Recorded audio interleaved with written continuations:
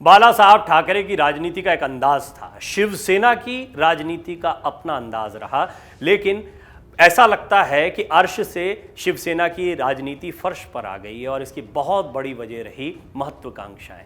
उद्धव ठाकरे मुख्यमंत्री बनना चाहते थे और इस चक्कर में उन्होंने बीजेपी से ही लड़ाई मोल ले ली, जबकि ये दोनों सियासी दल साथ में मिलकर लंबे समय से राजनीति कर रहे थे और इस दोस्ती को परवान चढ़ाया बाला साहब ठाकरे ने। बहरहाल अब किस तरह से हालात बदले हैं, शिवसेना कहां से कहां तक पहुंच गई है, बाला साहब ठाकरे से उद्धव ठाकरे तक का सियासी सफर कैसा रहा, इस पर इस रिपोर्ट में एक नजर डालते हैं। महाराष्ट्र में जारी सियासी संकट को लेकर रोज कई तरह के कयास लगाए जा रहे हैं, जिस पर सभी की नजरें बनी हुई हैं। आए दिन ऐसे वाकये हो रहे हैं जिनको लेकर कई अटकलें लगाई जा रही हैं। राजनीति के दिग्गज जानकार भी इस बात पर हैरान हैं कि शिवसेना में अब तक की सबसे बड़ी बगावत हुई है, लेकिन ये कैसे हो गई इसका किसी को अंदाजा भी नहीं है। शिव सैनिकों का ऐसा स्वभाव कभी नहीं देखा गया है जैसा इस बार इन 3-4 दिनों में देखने को मिल रहा है। आम शिव सैनिक सड़क पर आकर एकनाथ शिंदे का विरोध करने के बजाय टीवी पर राजनीतिक घटनाक्रम को देख रहे हैं। शिव सैनिकों का ये रवैया लोगों की समझ से परे लग रहा है, जिसे देखकर अच्छे अच्छे लोग हैरान हो गए हैं। कहा जा रहा है कि एकनाथ शिंदे को महाराष्ट्र में मचे सियासी तूफान के बीच इस बात का बखूबी अंदाजा है कि इस पूरे प्रकरण में कमजोर कड़ी कौन है और किस कड़ी को मजबूती से पकड़कर आगे बढ़ना है। शायद यही वजह है कि कमजोर कड़ी के तौर पर उद्धव ठाकरे और आदित्य ठाकरे पर एकनाथ शिंदे हमलावर हुए, जबकि मजबूत कड़ी के तौर पर उन्होंने शिवसेना के बाला साहब ठाकरे के हिंदुत्ववादी एजेंडे को अपनाए रखा, क्योंकि शिंदे को पता है कि उनका राजनीतिक भविष्य किसी दूसरे दल के साथ में शायद उतना मजबूती से आगे न बढ़ पाए जितना कि शिवसेना के साथ में या फिर हिंदुत्व की विचारधारा वाली बीजेपी के साथ में।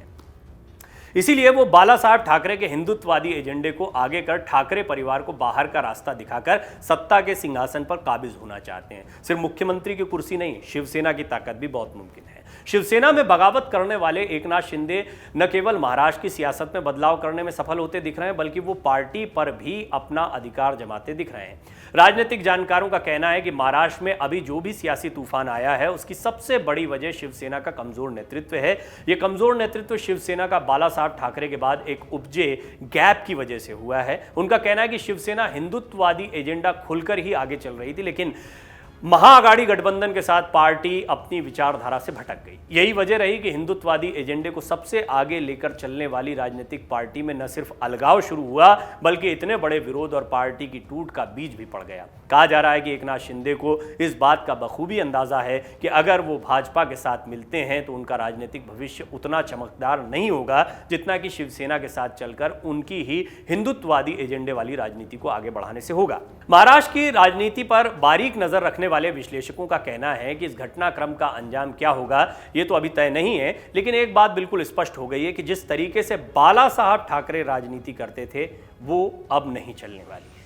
ये तो आप जानते हैं कि शिवसेना के संस्थापक बाला साहब ठाकरे अपने दौर में महाराष्ट्र के सबसे प्रभावशाली नेताओं में से एक थे, बहुत लोकप्रिय थे। भाजपा को कमलाबाई कहने वाले बाला साहब ठाकरे अक्सर अपनी शर्तों पर ही काम करने के लिए जाने जाते थे, लेकिन एक चीज से वो हमेशा दूर रहे, वो थी सत्ता। भले ही भाजपा और शिवसेना की गठबंधन वाली सरकार में उनका अच्छा खासा दखल था, लेकिन वो कभी सरकार में किसी पद पर नहीं रहे। यहां तक कि ये अलिखित पार्टी संविधान ही बन गया था कि ठाकरे परिवार शिवसेना की ओर से कभी सत्ता का हिस्सा नहीं बनेगा। लेकिन 2019 में शिवसेना की यह परंपरा टूट गई। भाजपा के साथ मिलकर चुनाव लड़ने वाली शिवसेना बाद में इसी बात पर अड़ गई कि उनका सीएम भी 2.5 साल के लिए बनना चाहिए।